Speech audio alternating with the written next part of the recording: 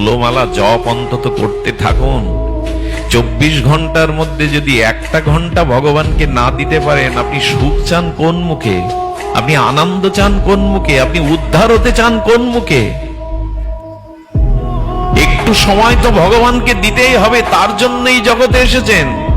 নিজের উদ্ধার কেউ করে দেবে না। বউ, ছেলে, মেয়ে, বাবা মা, টাকা পয়সা, ধন দৌলত, এই পদ প্রতিষ্ঠা আপনার উদ্ধার কেউ করবে না। এই জগৎ বড় বিচিত্র। শ্মশান পর্যন্ত যাবে, তারপরে আর কেউ ফিরে তাকাবে না।